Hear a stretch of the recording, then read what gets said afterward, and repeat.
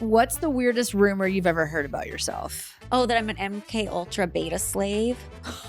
No. And supposedly I'm a beta slave, which is like a sex kitten one. And I had a handler. That is insane. I had a friend that his fiance, who I thought we got along great. I thought like she loved me. When I found out later, he was like, yeah, she was convinced that you and your family were lizard people. No. Yes.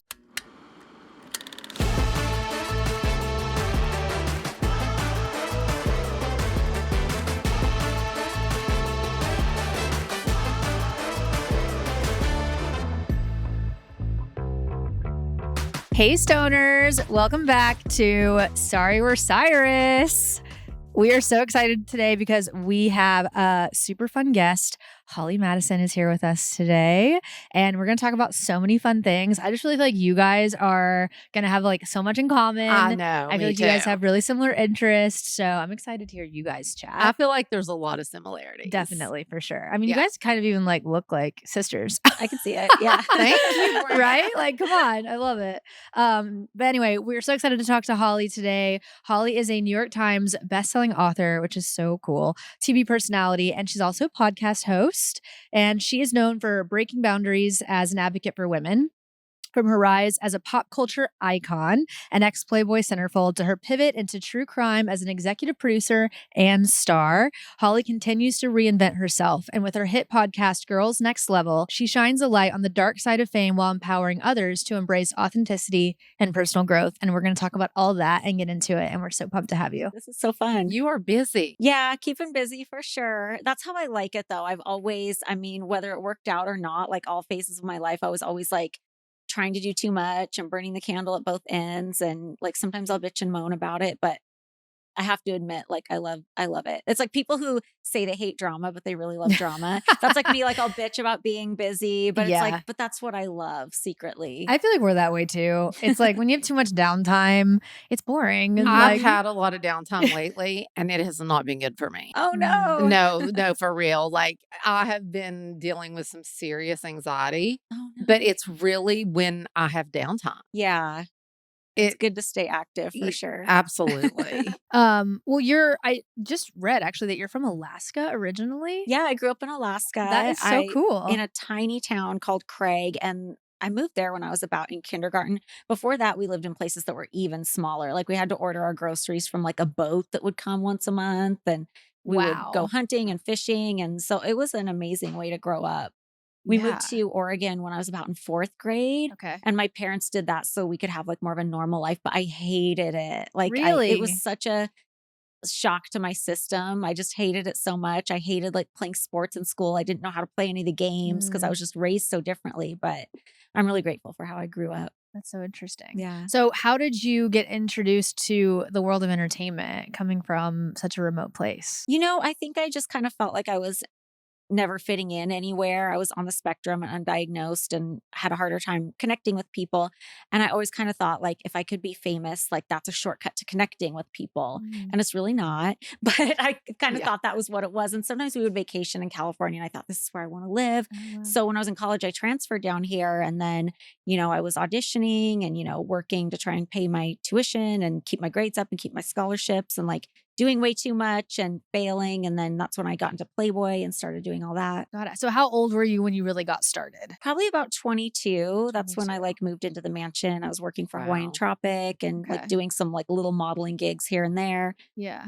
Do you feel like you still had like enough of a really normal like upbringing in childhood? Because at 22, I feel like it's different with That Miley. is so young. But Miley started at like 12. Yeah. You That's know? true. And so it's interesting, like, you said you grew up in Alaska and like so outdoorsy and Mhm. everything. It's like, I think it's cool that at least you got that, right? And like had some sort Yeah. of normalcy when you were so young. 100%. Before I you definitely really- had a more normal childhood and everything. And just when I was 22, just the way I think I got in over my head was it was just like a relationship with such an older man. And just, I thought I was like a badass that could handle anything, but I really wasn't. So 22 is young, but Yeah. that's the similarity with Miley too, is growing up in Nashville. Mhm. She was raised on a 500-acre farm and there were really no neighbors around. And, it was just us and her siblings, and then Yeah. all of a sudden we came out here and it was a completely different world. Right. So, Culture shock. yeah, very Mhm. much.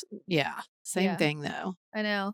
Did you find it hard to, like, make real friends? Like, how did you navigate, like, your rise to fame and having, like, normal and, like, authentic relationships here? It was definitely hard to make friends. I had a couple roommates when I first moved to LA when I was in college that I met at the restaurant I worked at, and they ended up moving back home. And when I moved into the mansion, I had a couple friends that I made. One was Bridget, who's my co host on my podcast now. She's on Girls Next Door with me. Another one was a girl named Ashley, who I met up there, and we just bonded immediately. But as far as like the other girls that lived at the house, because there were 6 other women, that was a lot harder to navigate. I Mm, just wasn't on the same page as those people, and there was a lot of, drama and stuff like that. So it was really hard. I was kind of the loner who maybe had like one or two friends. It that just this thinking about the mansion and the whole Playboy, and it almost doesn't seem real. Not And then even to sitting me. and sitting here talking to you, it's like, "Oh, and you wait, lived it. that's actually real." Yeah, it's really weird. Like Bridget and I on our podcast, we talk about old episodes of Girls Next Door and we'll rewatch them, and they're from like 15 years ago. And I'll tell her it's so rare that I see something on that show. Like it has to be like an object. I have like a Christmas ornament that I still use today. It'll bring me back and make me feel like, oh my God, no, that was me, because it feels so distant. Yeah, it's Sometimes I'll surreal. pull out, like, kept a lot of the clothes I wore on the show, and sometimes I'll pull out pieces to wear on the podcast as like an Easter egg for like fans or That's whatever. cool. Cute. But even that doesn't make me feel that connected. It still feels Mm, like it was another lifetime or something. yeah. Yeah, It's it crazy. does seem so just like almost like just this story I or know, something, it it really doesn't seem does. like it was a real thing, and Yeah, sitting here with you, it's just, like, it's bizarre. really bizarre. Yeah, I think so too. Are there any, like, key lessons you feel like you learned when you were really young that you resonate with still, like, now? Oh my God, I feel like I stumbled around so hard when I was really young. I don't know if I learned any lessons really young, but I think I've learned how to communicate better over the years. I think I had a lot of problems with that, like being on the spectrum. So, but I feel like I've learned that so recently, and I'm 45 now. So Really? it's just, yeah, I was stumbling around for a long time. I don't know if I learned anything early on.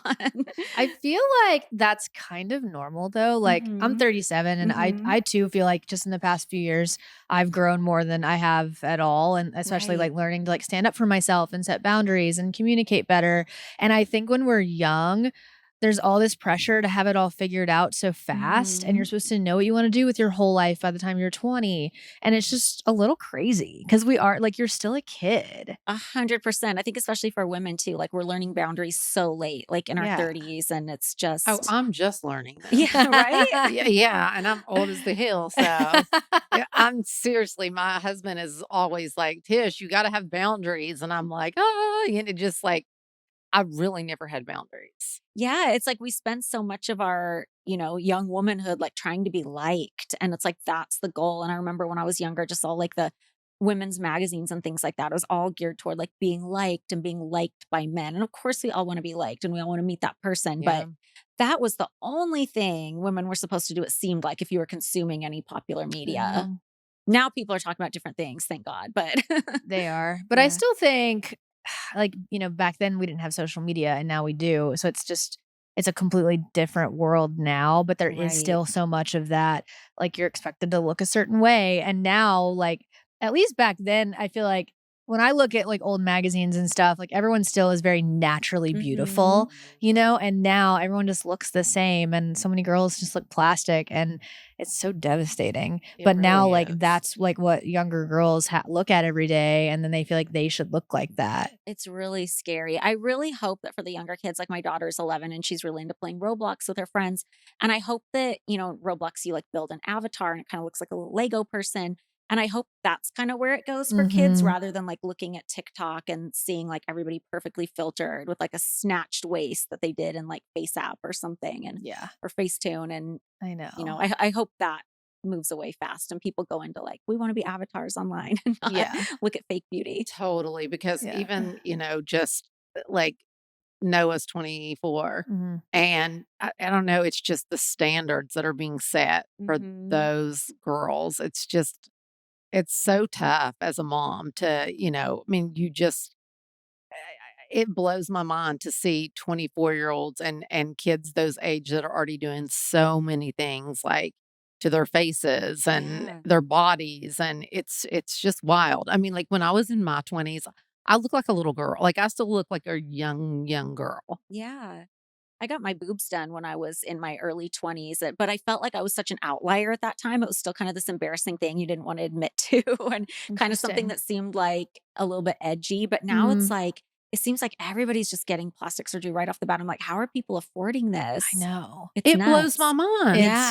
Oh my crazy. gosh, I say this all the And, like, the time. filler and everything is Mhm. so It's expensive. So much. I outrageous. know, Yeah. it's pretty I mind-blowing. mean, like, Even, like, I just got my Botox done a few weeks ago, it was yeah, $650. it's Yeah. Like, I used ridiculous. to get Botox for $300 when I first started getting it, and It's now it's and Yeah. everybody so does expensive. lasers and fillers and surgery, and I'm like, "Where how do you have time for this? How do you Yeah, have how are money you for affording this?" this? How like, it is really I crazy. know, but it has become the standard, Yeah, which and the is upkeep is just nuts. Like I start filming my shows again next week. So this week it's like I got to change my nails to something more professional, get a different lash, do my roots, go into true crime mode. And it's just a lot to do. I'm sure. Yeah. That is so amazing that you and that's I'm probably stepping on your toes no, you're about not. You're actually kinda naturally going to I was gonna talk about, like, the pivot you made yes. into being a producer and starring in these shows and your interest in true crime, like, she's such a big true crime junkie, Yeah. so I'd love to know, like, how you made that pivot and kinda, like, where you were mentally when you decided to go that direction with your career. I think it started with just storytelling, with writing my memoirs and being on YouTube. I started a channel during the pandemic and would just tell stories and things, and then doing the podcast. And I got the opportunity to do this true crime show. The first one was the Playboy murders. So I tell stories about people in the Playboy world who either had the tragedy happen to them or someone in their life. And I just love the storytelling behind it. I love getting into getting to know these people better.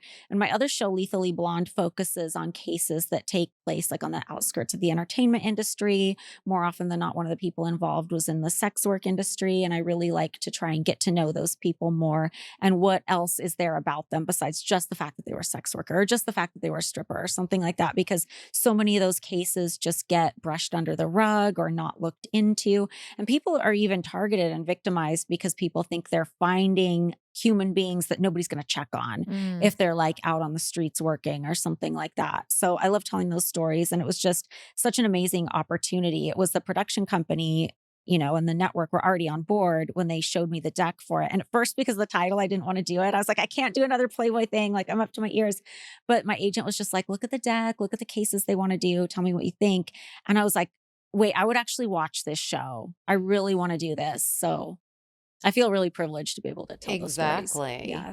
That's amazing that you are able to tell their stories and, Thank like, you. especially from the perspective you're saying. Yeah, I'm getting into the research for the new season now, and just the cases are so fascinating. And, they give me a ton of research, the producers do, and I go in and try and find anything else I can. And it's so interesting. Do you ever get to meet anybody, like, directly involved with each case, like family members or anything like that? Sometimes I do. Sometimes they do the interviews. I'm not there. Sometimes I do. Sometimes I'll bring people on, whether they knew someone in the case or they're an expert on the particular industry. So those people have been really helpful. So it's really a group effort in the storytelling. We have to find a lot of people who knew the people or knew the exact line of work that they were in. Yeah, Wow. that's really cool. I know. I love that. This episode of Sorry We're Cyrus is brought to you by Schedule 35, our partner in getting things done. Yep. If you've ever felt like you're constantly trapped in a mental fog or struggling to stay motivated and productive, imagine that there's a tool that gives you better focus, clears your mind, and sparks creativity throughout the day. That's where Schedule 35 comes in. They are vegan capsules that are accurately dosed and designed to give you the edge that you need to tackle your toughest days. The benefits of microdosing is celebrated and backed by research from major universities. And there is such a huge movement around psilocybin. It is proven to help with mental health, PTSD, anxiety, and depression.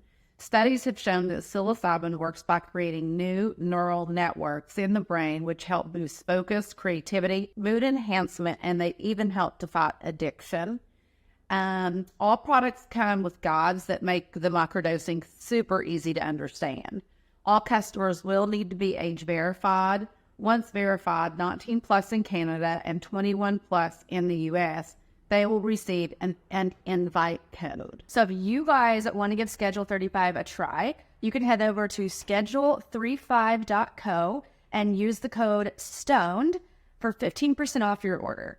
That's schedule35.co. Again, it's 35 like the number, and use our code STONED for 15% off. Yep. And their goal is to destigmatize and re-educate on the science and real-world benefits of psilocybin, as well as making it accessible for everyone. Once again, get 15% off with code STONED at schedule35.co. That's 15% off at schedule35.co and use code STONED. So I have literally been trying to come up with new things to benefit my skin. So I'm totally obsessed with Peak's Sun Goddess Matcha. It is so yummy, and it provides sustained energy, keeps me regular, and supports my gut health and digestion, which is so important. I've also been looking for like new ways to like benefit my overall skin health. And the Sun Goddess Matcha is just so incredible.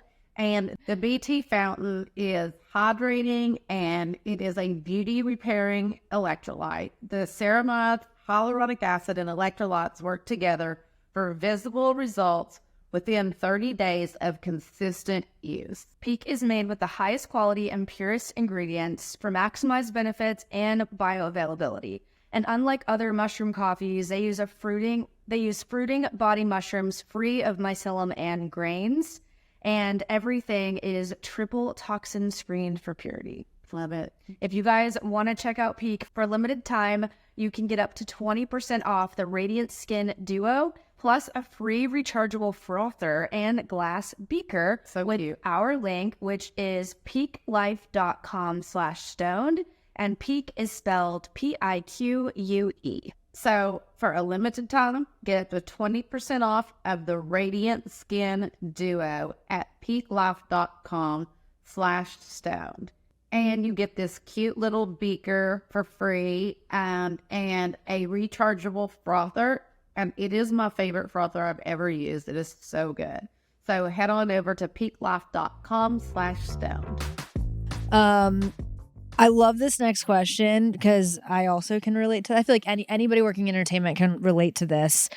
But being a woman working in a male-dominated industry is hard. Like there's definitely, for me, I'm a DJ, and so like I'm just surrounded by men all the time, and there's definitely a lot of like struggles in that the guys don't have to deal with. So I'd love to hear from your perspective, kind of how that's affected you and how you've overcome some of that and how you deal with that like in your daily life. Well, I think in the beginning, it was a lot harder when I first came to town. You know, there's always all these older men who want to tell you at age 19 that you're almost too old.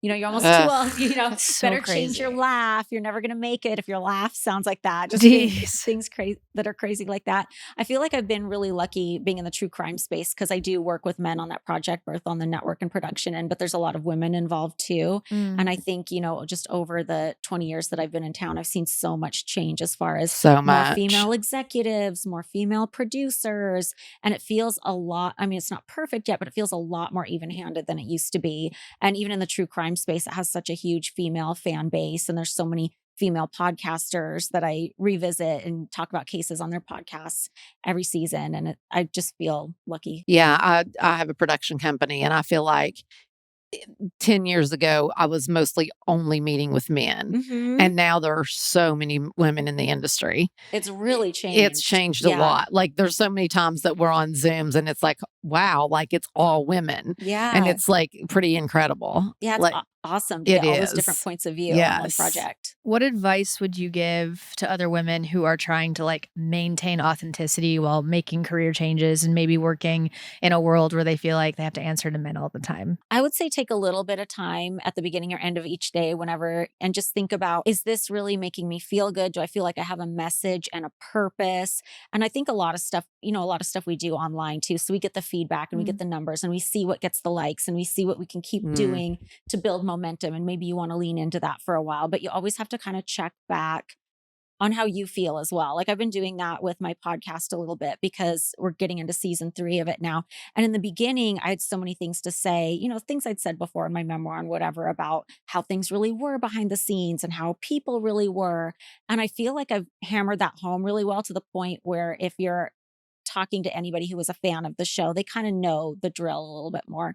So I'm kind of like reevaluating, like, where do I want to go? Do I want to like go out of my way to push kindness more, which is never a bad idea, or like what's my pivot? So I'm still kind of thinking about that. Interesting. Yeah, just checking in on yourself is good advice for sure. Yeah. What was the process like writing your book?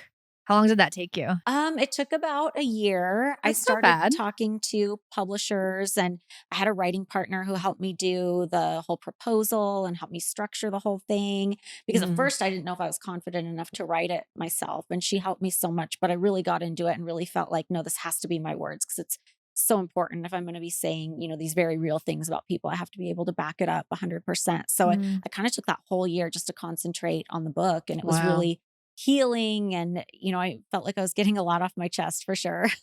Because I've had several offers to write a book. Yeah. And I'm the same way. I'm like, I feel like it would have to come from me and be my words. But I don't know that I have the ability to do that either. And it's like scary. I think a writing partner could be good. Not like a ghostwriter who's doing it for you, but a writing partner who can sit with you, maybe like start a chapter for you. You get the hang of it, and then you really can go in, and then you can send it back and forth, and they can help you with story structure, but you really get in and make sure it's your own. Because it does seem so cathartic and just like therapy. Yeah.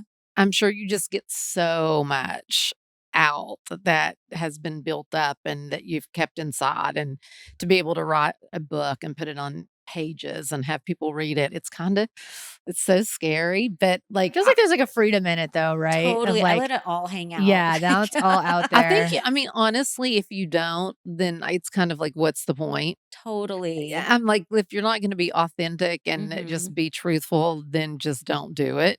So I think that's the other thing too, is, for me, it's just like, do I want to put everything out there yet? Yeah. Ain't no You gotta time be like sure. the You gotta present. feel that calling. For sure. Exactly. Yeah, totally. I Yeah. get that for sure. So what year did that book come out? 2015. 2015. Wow. I can't believe it's almost been 10 years. That's so crazy. Yeah. But so was that kind of like the first thing you did post the reality show? Like post the Girls Next Door? That was like when your I was own? done with like my spin-off as well, because I had a spin-off show. I left Girls Next Door and Playboy, and I moved to Vegas, and I had a show on the Strip, and I did a reality show about that for a couple of years. And then I had my daughter, and then I did the book right before I had my son. So yeah, it was the first thing I did once I was done with reality TV, I would say. Yeah. Yeah. And was the book your idea, or did you have people coming to you saying like, we want you to write a book, we want you to write a book? In the past, people had come to me even when I was living at the mansion. Oh, do you want to write a book? I'm like, no, I could never do that. I get in so much trouble. No. It doesn't have to be anything salacious. It could just be fun stories. I'm like, I don't know if that's really the story I have to tell. And, so people were always, and even right after I left the mansion, people were always like, you could get $1 million if you wrote a book. And I was like, no. I just wasn't ready. But then I got to the point, it was when I was pregnant with my daughter, and I was engaged, and I had people coming up to me every day that were asking me about that situation.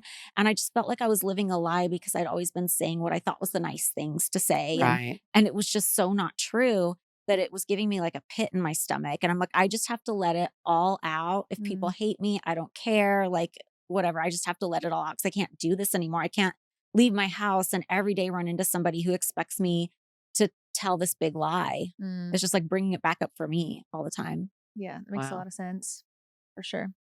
I feel like it's a good segue into like, we want to talk a little bit about mental health. I think it's so cool how that's becoming I don't know, it's just becoming like so like good to talk about. Like everyone's talking about it, and I think that's so great for it. And you mentioned before a little bit about your diagnosis that was like recent, right? Yeah, it was just last summer. Last summer. Yeah. That's crazy. Mhm. So what did you go like seeking out doctors because you felt like there was something that you didn't know? Like I'd love to know like how you kind of came about that. It was me and my mom and my ex-husband were talking about it, because he thought there was something a little different about me. And my mom was like, oh yeah, I always thought this. And I'm like, oh, thanks for letting me know.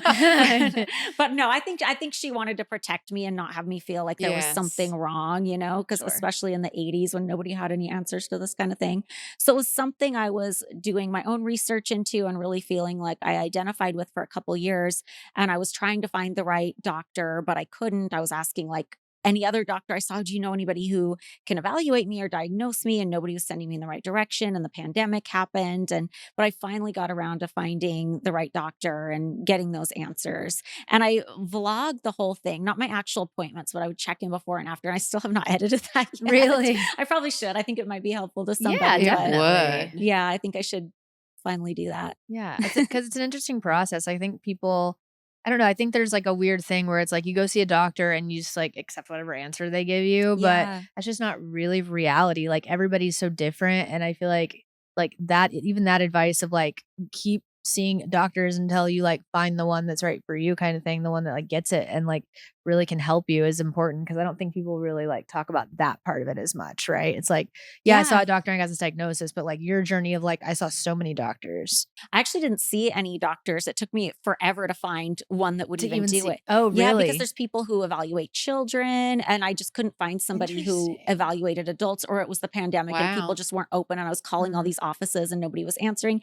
And I think that's wild because I have resources. Like I do pretty well for myself, and I Mhm. have health insurance, things like that. And I just think what a struggle for other people to try and find, there's not a lot of resources out there for adults trying to get diagnosed. Yeah, that's so But I true. finally found somebody, and it took at least 7 appointments. We did them over Zoom, but at least 7 appointments to reach the diagnosis Wow. because it's a long evaluation. And it also includes talking to other people. Like she took an appointment with my ex-husband. She took an appointment with my mom to talk about what I was like as a kid because they want to see how other people perceive you and what your behaviors are like as well. Did getting that diagnosis, did that change the way you thought about everything prior, right? Like your early days and your younger day, like what did Yeah. that change things for you on how you thought about the past? 100%. It definitely gave me some insight into why I made some of the decisions I made, or why maybe I felt like I had issues connecting with other people, or why people thought I was weird, or things like that, or how I may have offended people without them even realizing just because I don't Mm. have the proper people Mm. skills or whatever. So that was really interesting. And I don't want to make it sound like I'm blaming any bad decisions on the diagnosis or anything, but I can certainly look back and see, oh, I can see how I bonded with this person when I felt like I could never bond with anybody before. Yeah, that's That interesting. makes sense. Did Mhm. I know you mentioned your family had always kind of said like there was something, but did your friends did you have friends that were like, "Oh, that makes so much sense," or 100%. they were Yeah. Or all kind even of people like, who watch the show, or like "Mm, I could tell watching the show. Really? Yeah, interesting." just by ways like I always really took comfort in routine and Mm. structure and was zoning out a lot. And I think that was things that a lot of people could see. Or I have a very like monotone voice, or my face isn't super expressive, which is oftentimes what happens with people on the spectrum. So there's even like audience members who are like, oh, I can totally see that now. And they can Mm. list off things that they can even see from the show. Yeah. We want to give a shout out to one of this week's sponsors. It's Cornbread. And if you're not familiar, Cornbread is America's first ever USDA organic THC gummy. Well, the reason I want to say is because it's proudly grown in Kentucky, like me. Wow. It's a natural and healthier way to experience a carefree moment. Cornbread's THC gummies offer a balanced sense of happiness and relaxation. True. They also have just pure CBD gummies, perfect for taking the edge off without making you feel anxious or paranoid like some of the other cannabis edibles.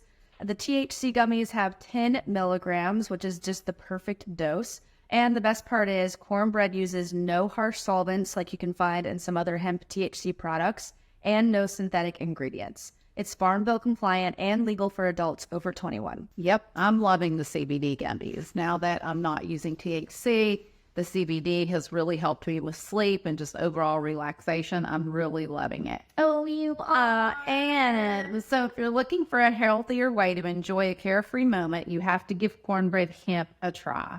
They've created the first ever USDA organic THC gummy that's 100% legal. As a special offer for Sorry We're Cyrus listeners, you can get 30% off your first order. Just visit cornbreadhemp.com/Cyrus and use promo code Cyrus at checkout. I love the name. I do too. Who doesn't love cornbread? Again, that's cornbreadhemp.com/Cyrus and use code Cyrus for 30% off your first order. Cheers to a healthy and happier new year. Cheers.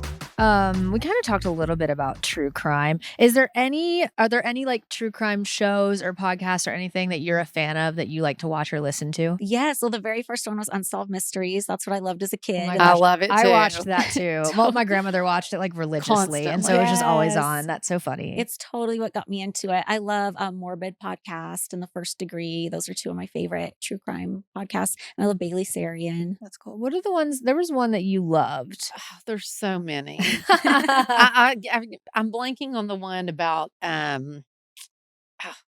his name was Saeed, I think. Oh, Oh, was that the serial one? yes. Yeah, that was like the first popular podcast. It was so Yeah, it was. good. Yeah. What was the one? Limetown or I was that loved one? Limetown. Limetown, And for that's what it was. the longest time, I thought it was like real, and that actually Oh, it is was that was fiction.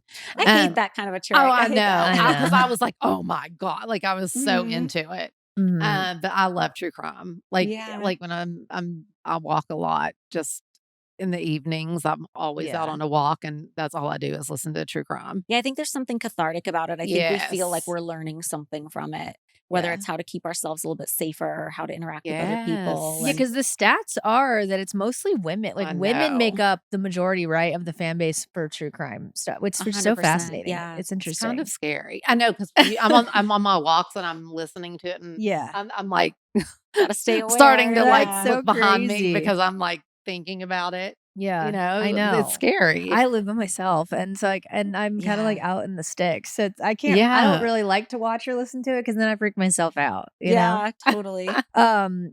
Your series, you're producing it and starring in it, right? Yes, yeah. So how is that being on set? Like, do you feel like you like put on a certain hat when you play different roles, or do you feel like you do it all at once? I'd love to hear more about like how you do both of those things. Well, it's pretty cut and dry. I feel like we go over the research beforehand, so I arrive really prepared, and then they just ask me all the questions about the case, and I walk the viewer through the case and through like the background of the people and what their jobs are and what that lifestyle is like and things like that. It starts at the very beginning of the season. I'll meet with the production and we'll go over cases. I'll suggest some cases. They'll suggest some cases. Then it goes into research mode. I learn all the stuff. So it's pretty organized, and I like I said, I thrive on routine, and I love that, and I love the structure of it. So it's really a dream job. That's awesome. Amazing. I Mhm. love how like committed you are to Yeah, I it. know. And, like, you can tell when Yeah. you talk about it that you just Yeah, really, exactly. really love it, which is really Yeah. cool. Well, outside of work, do you have any like hobbies that you do for fun? I know you have kids, so I'm sure spending Yeah. time with your kids is a big part of it. But we've been talking a lot about hobbies lately and how important they are because she needs some. I have none. But is there anything you just like love doing or that you do to kind of like check out and recharge yourself? Usually just like working out or reading. Like I love to read true crime books, of course, and just trying to fit in a workout here and there.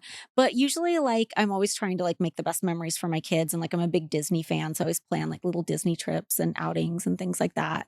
So I love like going to kind of like obscure places, like looking up like the Atlas Obscura wherever I am and finding like weird quirky places to go. So sometimes I'll take my kids. Back in the pandemic when there was nothing to do, like friends and I used to go around on different hikes and things like that. I like to go exploring and find like abandoned places and stuff. That sounds I- like I would like that too. Yeah.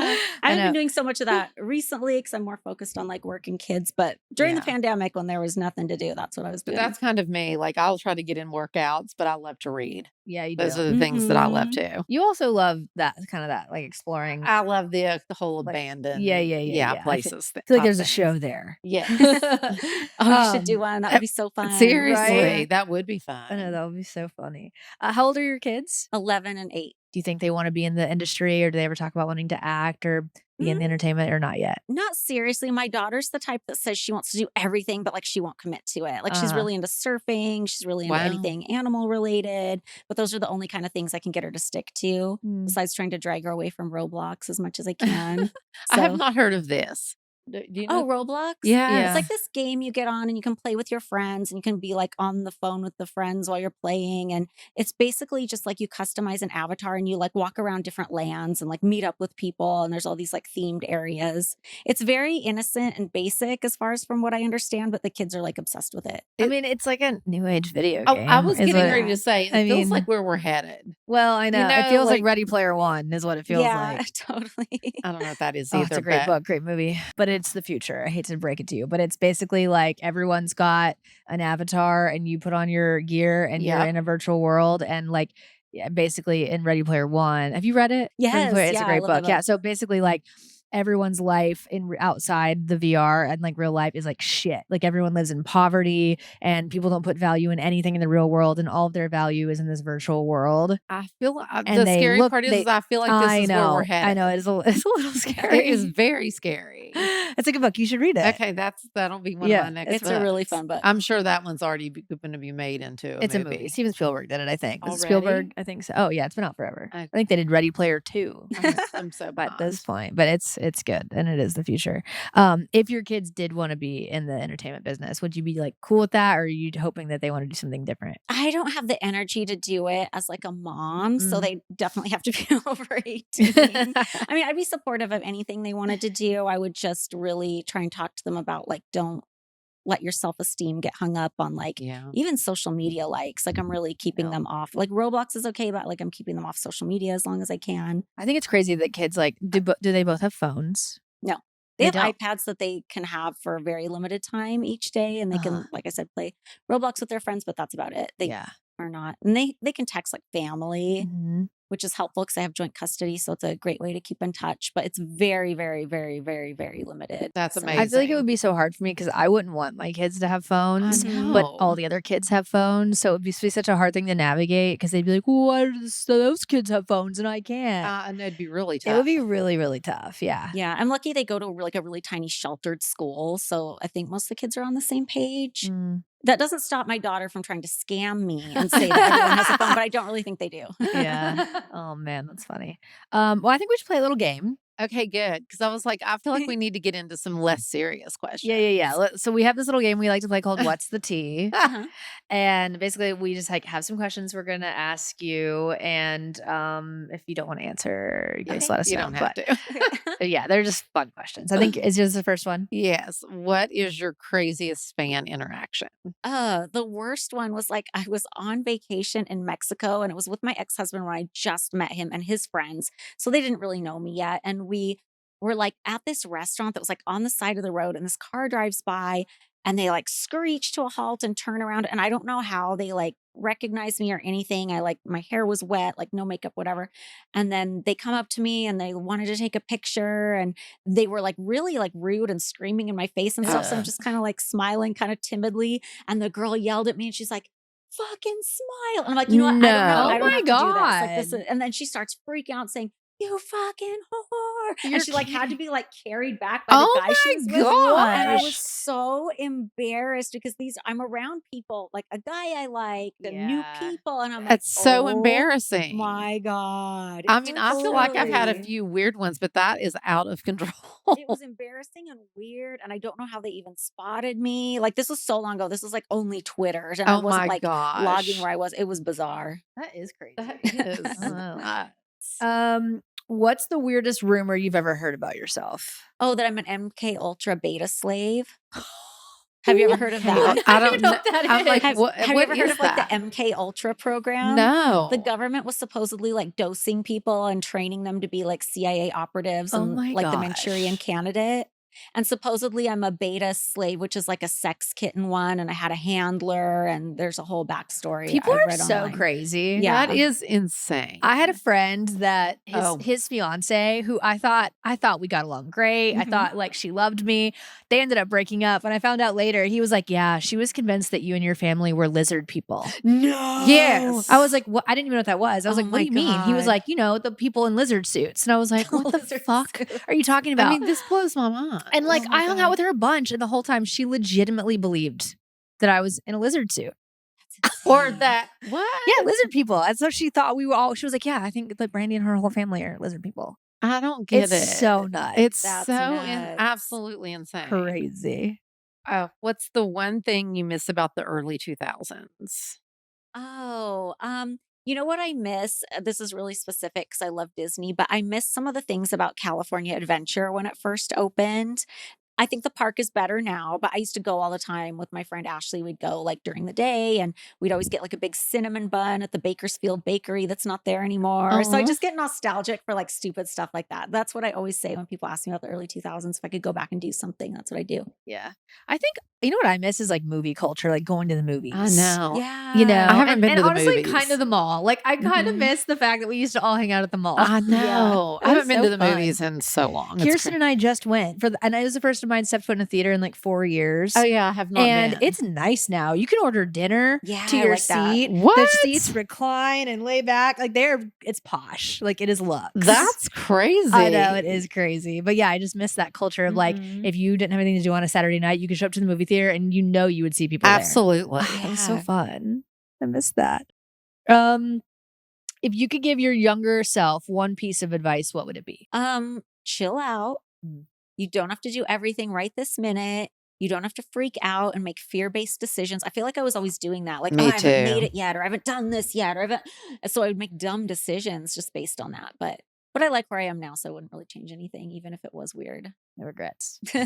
What's an unusual skill you have that would surprise people? Oh, I haven't done this in a million years, but I could do the thing where you tie a cherry stem into a knot. That's a good one. That Yeah, is a it's good fun one. for you. Yeah, trick. I could never do that. I don't even think there other thing people used to do was unwrap a starburst in their mouth. I Like haven't with their tried that one tongue. yet. I can't do that either. No. Not that cool. Who was your very first celeb crush and who is your current celeb crush? Well, my very first one is embarrassing because this is when I was super little, but I loved Pee Wee Herman. Oh I my don't know why. god. I think I just thought like Pee Wee's Playhouse, like his house was so cool. And that set my life into motion of like going for guys who had cool houses, which is like, okay. Who else? Yeah, I don't remember. That's the one that sticks in my head. That is so funny. Yeah. And as far as now, I don't know that I really have one. I think Pedro Pascal is cute. You Yeah. always say that. Can't wait for season 2 to come out of what's the HBO show? The Apocalypse one. No, that's that movie. Last of Us. Last Last of Us. of Us. There's Thank so you. many titles that sound the Yeah. same. I know. I'm like, no, that's Last Last of of Us. No. Yeah, The Last of Us. Did you think ever he's watch cute that? too? I did. Mom, it was I just so could not get good. into it. Oh my god! no, I loved it. I did like not him. love it. It's a good answer, Pedro. Okay. If you could be on a reality show again, which one would it be? I wouldn't really want to be on too many, but maybe like The Traitors. That would be a good show to do. You know what? I was asked to do the first season, but I didn't really understand what it was. I thought they thought I was a traitor because I wrote a book about my time at Playboy and they were gathering people that were traitors to be on the show. Oh. And I'm like, I'm not falling for that. I'm not a traitor, you know, but now I see the show and it looks really cool. And I You want to should go do to it. Scotland and I want to be in a castle. So. I feel like you could be good at it. It'd be fun. It's a good show. What's the most rebellious thing you did as a teenager? Oh, I would do dumb stuff like for a while it was trendy in the 90s to like shave the back of your head. Oh yeah. And my parents were so horrified, but I thought that was like the thing, or like getting my belly button pierced and, you know, so mild by today's standards. It's but I totally thought it was so mild. edgy Well, back then, my little yeah. sister Noah, you let her shave her head, Yes, I did. but it was the side that became Oh, cool. yeah, that like sounds I'm good. always whenever, like, pick your battles. If you know, like you took her to go do it. Yeah. I couldn't believe it because I'm the oldest, so I got in Yeah. trouble for so much dumb shit, and like I wasn't allowed to do anything. And then here she is taking Noah to shave her I head. actually loved it. The one You're side so flip crazy. over. It I'm was- an oldest child too, and oldest always gets the shaft. Yeah. Like we always have all the responsibility. Okay, Yeah. what's the It one sucked. thing people would be surprised to learn about life at the Playboy Mansion? Oh gosh, I'm trying to think of something I haven't spilled yet. I mean, maybe this is cliche because I talk about it a lot, but it wasn't always clean all the time because we had all these dogs, and some of them were big dogs that were kind of like house dogs that would wander around. And it was kind of impossible to really keep track of like where they were going to the bathroom necessarily. Wow. Oh my People goodness. tried, we all tried. And I went through a phase where I would try to get all the dogs during the day, my dogs, Bridget's dogs, Kendra's dogs, the house dogs, to be outside, like in this fenced off area behind the game house because it's a nice day and they can have all their food and water and they're not like messing up the whole house. But somehow they would escape. And there's constantly like, because it was kind of like a business place too. So there were constantly cars driving up and down the road or driveway. So there was like no way to really do it, but it was an unmanageable dog issue Wow. at the house. Did you guys like cook your own food, or was there just always like food ready, like prepared for you guys? Like, was There there? was a full-time kitchen and we weren't really allowed to go in there and cook. There would be very rare times, let's say Bridget wanted to make something for the show, Uh-huh. where like the staff would have to like reluctantly let her in for a few minutes with the cameras because they were very busy, because not only are they cooking for like Hef and all the girlfriends and all the guests, but sometimes different companies would like rent the backyard for parties and they would cater that too. Wow. So it was like an industrial kitchen I that was see. constantly going. But That's the good crazy. news is you could call and order whatever you wanted to eat It's at my any dream. time. So that Are was you nice. serious? That's my literal Yeah, it was so So fun. it's like just like room service. Yeah. Totally, but you can think up anything you want. There's not even a Anything. menu. So that was great. That's amazing. Yeah. I love that so much. Me too. Is there anything you would change about your career thus far? I would do more of the true crime shows. Yeah, I would have the network order more episodes. Well, hopefully that'll happen. Yeah, I So love that. that's probably going to happen. Yeah, I hope so. If you could eat only one food for the rest of your life, what would it be? Good question. There's so many things I love. I don't know. I'm such a foodie too. I love it. Yeah, me too. I mean, pizza's like the safe answer. Yeah, me too. But I love a crumble cookie. Me too. I mean, if that was nutritious and I could just eat that, Yeah, amazing. that would be it. If you only had to listen to one song for the rest of your life, what would it be? I mean, I probably just pick a Nirvana song because I love them so much. They've been like my favorite That's since a high good school. answer. So All right. Well, you survived. You survived. What's the tea? yeah. It's harmless, right? Easy. Do we have time for this one video? Yeah, great. Okay. So we do this other segment. It's actually my favorite. It's called Dear MT. And our listeners call in and ask my mother for her advice. Oh, nice. But feel free to also chime in Okay. if you have advice for Cool. them, because they love that. It's a video, so we'll just watch on my phone. But Please put my glasses on. yeah, so I put can your glasses on. Let me turn ready? Hey dear MC, I've been listening for so long. This is my first time submitting. I hope you guys are having a lovely day. So I need 2 pieces of advice from you guys. Basically, I am getting married next month in Perdido Key, Florida, to my partner. I love him so much. And I need advice on how or what way you guys would write vows, because that seems like such a big thing to me. And I don't even know where to start. And I was hoping maybe you guys could give me some advice, because you guys seem to just be like really loving and caring. And maybe you guys could help me down the path to get some good vows that I'll be super happy to present to him that day. And also, the day we get married, I wanted to take some nice pictures and post up so my friends and family could see.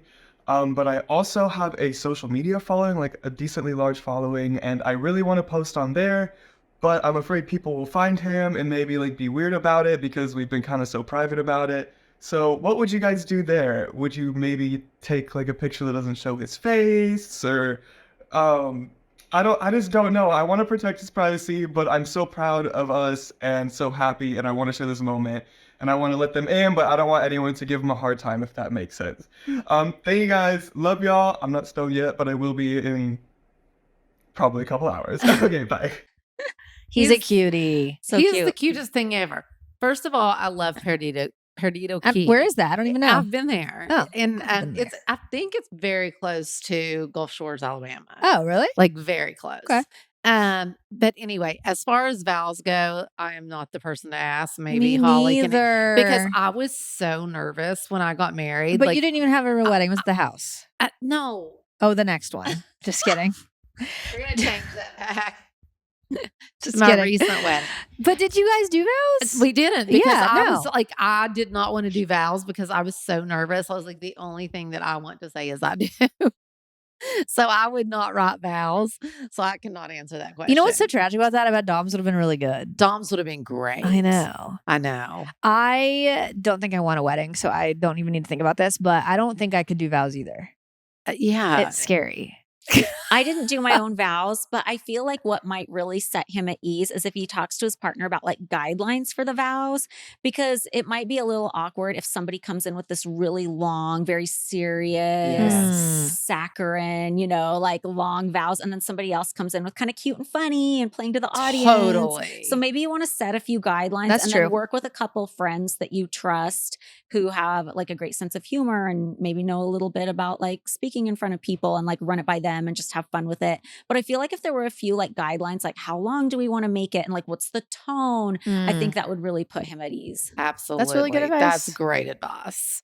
because I definitely would have been one that would have probably like made it more funny or I just know. because I would have been so nervous And then like Dom would have embarrassed. poured his heart out to you. Yeah, it would have been so we did not do vows, but and on the social media part of it, I think it's probably up to his partner, right? I was gonna say that, like, maybe he should just ask him what he's comfortable with. Yeah. Because that is a slippery slope. Like, I feel like personally, like, I don't love the idea of putting my relationship on social media just because like I've done it in the past and usually regretted it. Yeah. And it does start like in the beginning, like you're just so excited to share it, but then it gets to a point where it feels really invasive. It does. So going forward, I'm personally going to be like a little more careful with that, I think. But I think like in this day and age, there's also this stigma of like, well, if you're not posting me, are you embarrassed of me? Are you not like proud to be with me or like whatever? And so I do think it's important to talk about because if people feel that way, then maybe if it's best for your relationship to put it out there, maybe that's the better Exactly. thing. I think it's a conversation. I think so too. But I did like, Communication. I liked his idea of like not showing his face. Me Like, maybe too. that's a good compromise of taking cute pics and like Yeah. if he wants to stay a little anonymous or like not tagging him. I mean, maybe people are such sleuths, so I guess they can find anybody Yeah, these days, They but can. like not It just opens tagging. a whole can of worms. It does. I It really know. Freaking does. social media, I Yeah. tell ya. I love a soft launch. I love just a picture of like holding hands, or like a nickname for your boyfriend or mystery man or Yes. something. Yeah, that's cute. Well, they're adorable. They are so cute. I So loved cute. him. So happy for them. Me too. Adorable. All right. Well, that wraps us up, guys. Wow. I know. That Holly, went by so fast. I know. It really did. Thank you so much for being here. Thanks for having me. I think it's so amazing now that you've gone in and that you're a producer and you're also a part of this true crime series. And it seems like you're really changing the narrative of probably some preconceived ideas of what people had thought of who you were. And do you feel like that's happening? 100%. And I feel like social media has been so helpful with that because I'm able to go on and like tell my own story in YouTube videos and answer questions. Where before, when I was just on a reality show, I didn't have a voice. It was like up to even if I had like a co-EP credit, it really meant Yes. nothing. And it was up to like how the producer and the network wanted to craft me. And I also feel like lucky, and this is like one good thing that comes with aging as a female, is people do start to take you a little more seriously. And Definitely. however you decide to present yourself looks wise, people see that there's something a little more to you and that you've done a little more. So that's something that young girls can look forward to. Very true. I agree That's with one of that's one of the positive things of aging. I do Totally. feel like that's true. Yeah. Mhm. I feel like confidence kind of comes with that too. It I mean, does. there are some people that are confident from a young age, but for the most part, I feel like a lot of my friends, I feel like we all can relate on the fact that maybe we weren't very confident when we were kids and in school. And then like now in our 30s, we just feel like such different people and so confident. So I think that's something else too about aging that's nice. Me too. Yeah, it's such a gift. Yeah. Well, thank you so much. Will you tell you. our listeners where they can find your podcast and your shows and find you on social media and all that so they can keep up? Yeah, my podcast is Girls Next Level. It's anywhere you find podcasts. And my shows are The Playboy Murders and Lethally Blonde. You can stream them now on Max, and there'll be a new season coming soon. Perfect. I That's love it. And what's your amazing. Instagram? It's at Holly Madison. Perfect. Easy Yeah. enough. Well, thank you guys. And you guys don't forget to keep sending in your DRMTs, your high design questions. I know we didn't do that today, but we are going to keep doing that segment. And you can shoot us an email. The new email address is sorrywe'recyrus@gmail.com. You can send a video if you're comfortable with it, or if not, you can always just send audio too. But we love hearing from you guys, and we'll see you next week. So besides subscribing to Sorry We're Cyrus, oh my gosh, it's so hard to say. I know it Sorry is. We're Cyrus. And I'm also doing more fun stuff. Love. I know. I'm Get getting my life. I'm doing a segment called Truly Tish that we talk about high design a lot because I have so many friends that are like either redesigning their spaces, moving into new spaces. So I've really been helping them a lot with interiors and we've been filming it. So you guys need to subscribe to that as well. And we're also doing it kind of is like Dear MT, only it's called Tea Time with Tish. And we've gotten so many questions. Well, great, Mom. I mean- Did you have any doubts, really? Come on. Yes. Come on. We put this out there and there were so many Of questions. course. And so I answer all the questions and I love it because so many of you guys send in relationship questions, which I absolutely love. And so if y'all want to send in questions for Tea Time with Tish, do that or your high design questions, I'm absolutely loving it. So you can just email us at sorrywe'recyrus@gmail.com. See you, stoners. See ya.